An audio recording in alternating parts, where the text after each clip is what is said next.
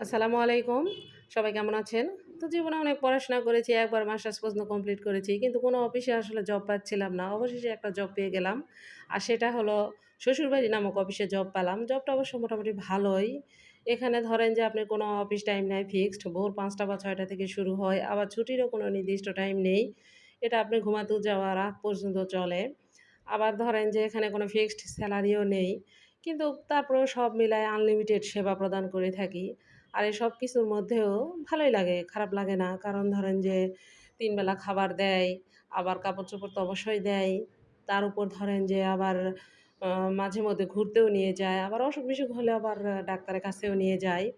আবার ধরেন যে টেনশন নেই যে রিটায়ারমেন্টের পরে কোথায় যাব, কি খাবো এসব নিয়েও কোনো টেনশন নেই। আর এই যে ভোর ৫টা বা ৬টার থেকে যে আমার ডিউটি শুরু হয়, এই ডিউটির মধ্যে আমি কিন্তু আনলিমিটেড সেবা প্রদান করে থাকি। এই তো সবকিছু দেখতেই পাচ্ছেন কি করতেছি। তার মধ্যে তো অনেক কাজ করতে হয় এসবের বাহিরেও। তো সব মিলায় ভালোই লাগতেছে অফিসটা, খারাপ না। তো এর মধ্যে আবার দেখেন সবকিছু গোছানোর পরেও দেখা যায় যে আরও এক্সট্রা যেগুলো কাজ থাকে সেগুলোও আমি করে থাকি। তো সব মিলায়ে ভালোই লাগে। আসলে প্রাইভেট অফিসে জব করলে একটা টেনশন থাকে। এখানে কোনো টেনশন নেই।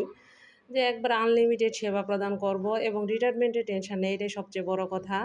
এবং রিটায়ারমেন্টের পরে যে কোথায় যাব, কি খাবো, কিভাবে থাকবো তারও কোনো টেনশন নেই। একবার শেষ নিঃশ্বাস না যাওয়া পর্যন্ত এই অফিসে জয়েন করেছি। আর এই অফিসে থাকবো আরকি। এই মানে নিয়তেই এই অফিসে জয়েন করা। এই তো সবকিছু আমি গুছায় নিচ্ছি। তারপরে তো আছেই বাচ্চা সামলানো, সংসারের আরও টুকিটাকি যা কিছু আছে, সবকিছুই করতে হয়।